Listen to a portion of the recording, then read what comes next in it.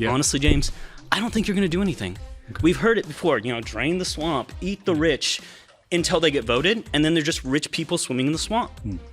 My name is James Talarico. I'm a Texas state representative, former middle school teacher, and Presbyterian seminarian, running for the U.S. Senate to take power back for working people. And I'm surrounded by 25 undecided voters here in the great state of Texas. My next claim is that your vote matters in 2026.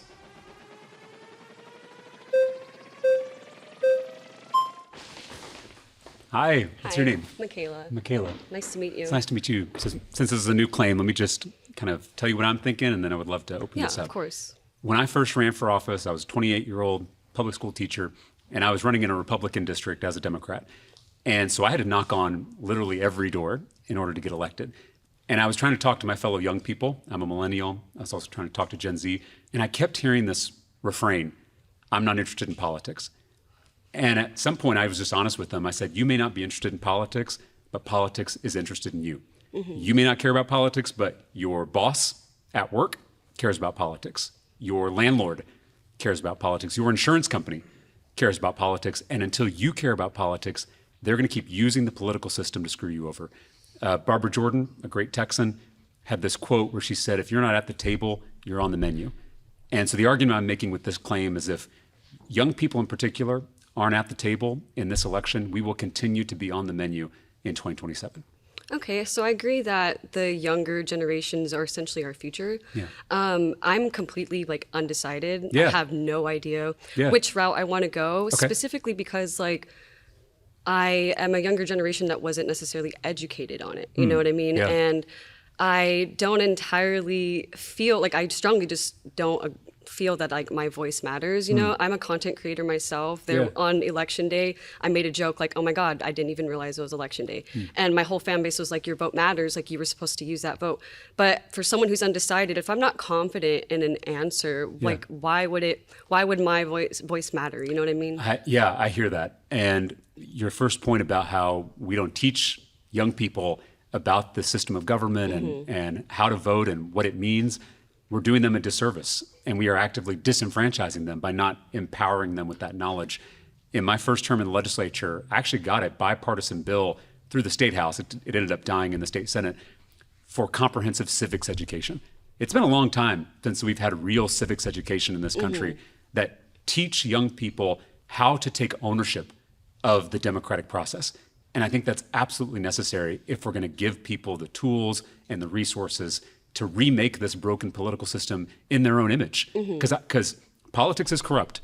I will tell you that as someone who's in politics. Yeah. The system is corrupt from top to bottom. The only way that's going to change is if people like you, people around the circle, people all over the state decide to take that power back and transform this broken system. So I'm not disagreeing that it's rigged. I'm not disagreeing that it's stacked. That's all true.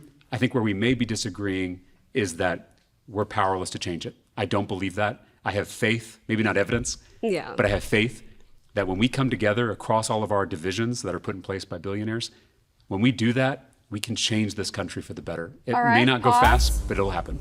You've been voted out. Please return to your Thank seat. you. Nice Great to job. meet you. Yeah, thank you.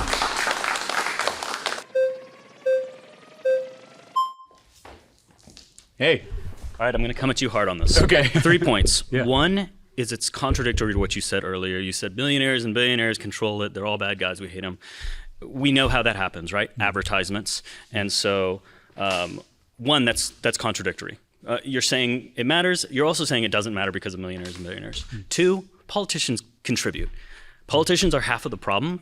Things like we put R&D on the voting card. Why? If you don't know who you're voting for, why would we put that there? If you're too uneducated and stupid, why are we giving you the worst shortcut ever? And that's a political system. And then we do things like get out and vote. I'll tell you this, at a bar, and I see this giant sign over the stage in a bar, get out and vote. That's idiotic, because the only person that's going to influence is the person who said, I'm not going to vote. But you know what? I was at a bar and drinking. I saw a sign. I'm going to be an informed, educated voter. No, we don't want those people voting.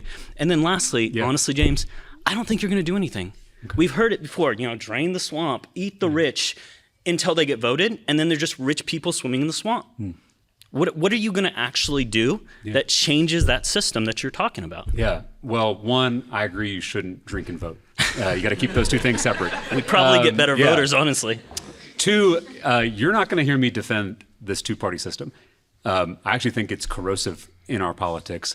It's hard to break out of, but I would be very interested in supporting policies that allow for multiple parties, because a lot of other countries have way more than two parties. And I think it allows for more collaboration, more interests to be represented, more issues to be heard. So I'm very dissatisfied with the two-party system. Big money is powerful, don't get me wrong, but it is nothing compared to people power. We may not have the money, but we have the majority. What are you going to do? How are you So going let's to talk about that one. Let me be very honest with you. Specific. I don't want the general. I want specific. Let me What's be the honest policy? with you. Let me be honest with you. I alone am not going to change this. I know there are some politicians who say I alone can fix it. I'm not one of them, because I don't want to promise you something I can't deliver. My goal with this campaign is to be a catalyst for people all over the state to come together and organize so that we can start, again, not finish, but start our way toward a more representative form of government. So specifically, we talked earlier about comprehensive immigration reform. I think we also need comprehensive political reform. I hope my first vote, if I'm elected as U.S. Senator, would be the For the People Act, which is something that's already been introduced. I'm sure it'll change the details of it. But a few things that it does is it gets big money out of politics. It ends Citizens United, which may be the most disastrous policy for our democracy in modern American history. And then it goes further and it bans things like gerrymandering, because gerrymandering is when politicians redraw political lines to benefit themselves. Democrats do it and Republicans do it. Not always the same amount, but they both do it, because it's not an issue of party, it's an issue of power. People in power want to stay in power. That's the most predictable thing in history. I've actually been a victim of this. I told you I first ran as a Democrat in a Republican seat. And I won that seat because I brought people together across partisan divides. And then my Republican colleagues in the legislature in 2020 decided to draw me out of that district. They basically broke my district in half so that they could guarantee the outcome they wanted. Thankfully, I survived because I was able to move a couple miles down the road and run in the district I grew up in. But I saw firsthand how gerrymandering, how this corrupt redistricting process silences the voices of the people. Again, the deck is stacked. I need specifics. Like I would love for you, if you don't have For it, the People Act, before you get my vote, I need a specific plan. Publish it on your website and says this is the law. This is how we're covering unintended consequences. Because I hope you're right. I've heard it all before, and I feel like I've been hearing it for 20 years. Well, and I would say I also feel tempted by hopelessness. I really do. There are some days when I'm on the floor of the Texas House and I'm fighting for a policy I believe in on healthcare, on education, on housing, on stopping fentanyl overdoses, and I lose that fight. I'm not hopeless, I'm disengaged. I'm just telling you how I feel sometimes, and it's hopeless. Because I'll walk off the floor after that long fight when I've lost. I'll walk out to my truck, I'll drive home, and I'll just feel totally and utterly defeated. And so I can't imagine how someone on the outside must feel when they look at this political system. The only thing I'm trying to convince you of, the only way out of it, is through you and through the people around the circle, not me. It's actually not through politicians. Politicians will not save us. It will be the people of this state and this country that save us, because it's the only thing that ever has. All right, pause. You've been voted out. Please return to your seat. Likewise.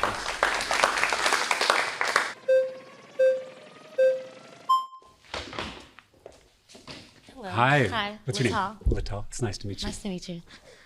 So I disagree in the fact that my vote matters because not only things that I've historically seen, but let's just talk about the last, let's just say the 4 years. Yeah. While I was in law school, I had an internship, Capitol Hill. Oh, okay.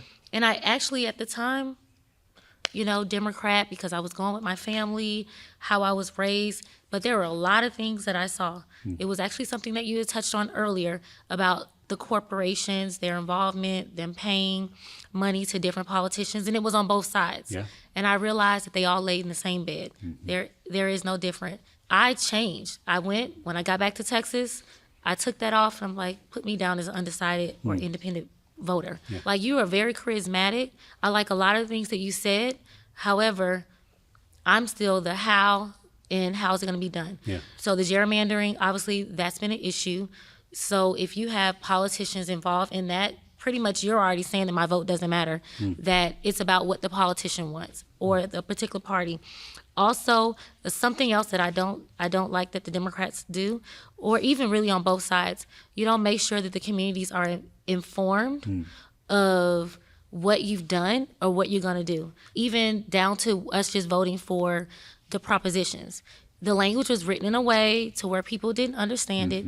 Also, again, both parties weren't out there trying to inform the people to make sure that they understood what each proposition was saying.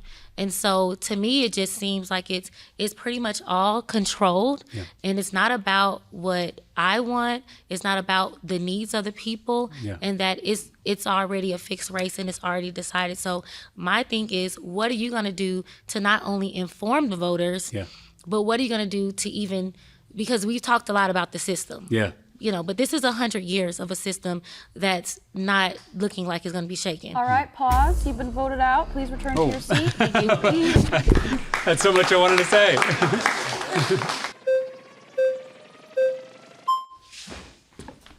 Hi.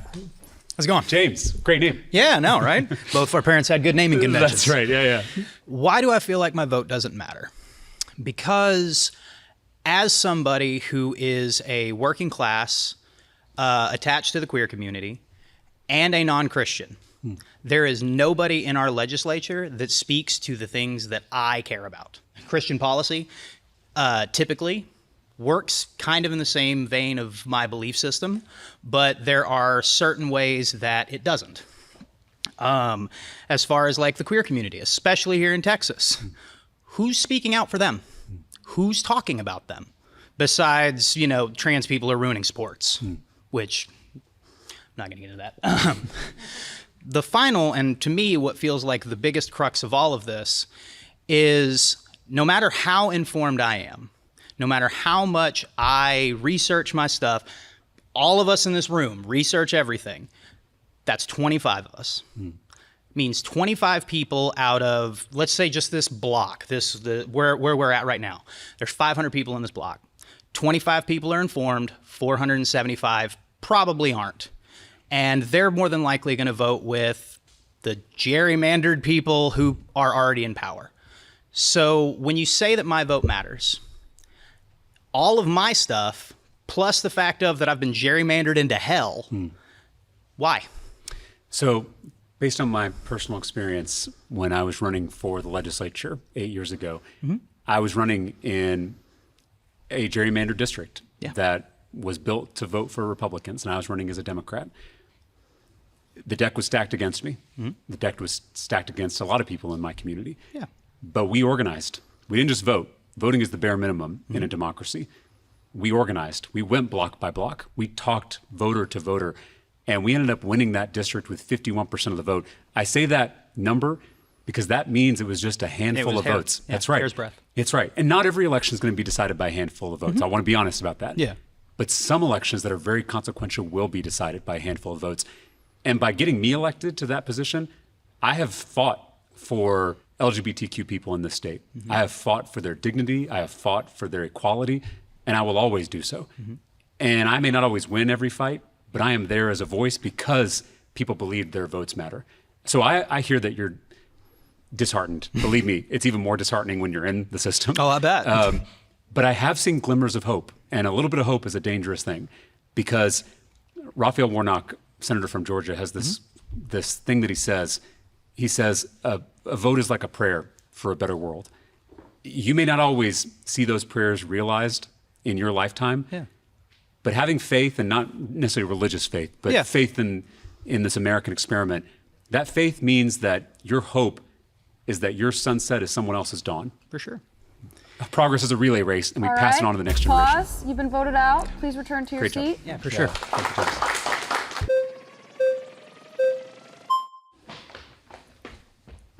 Hey, Hey, how are you? Ashton, it's nice to meet you. Nice to meet you. I won't try to get too long-winded so I can You're stay good. here a lot longer.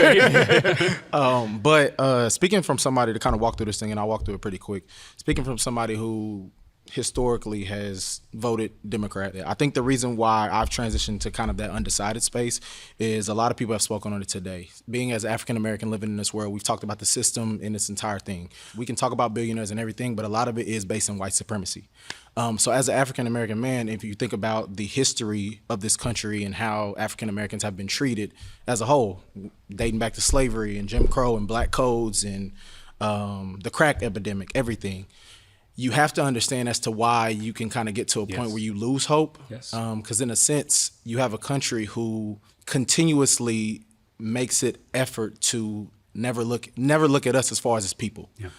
If we're being honest, because a lot of it is based on white supremacy. A lot of it is based in the aspect of we are a marginalized group that they do not even think about. So in terms of you being a white Christian male and we're living in this white nationalist, Christian nationalist world currently right now, how can someone like you speak to me as an African male and an African American just in general and say, hey, like your vote does matter when historically it never has? Here's what I'll tell you.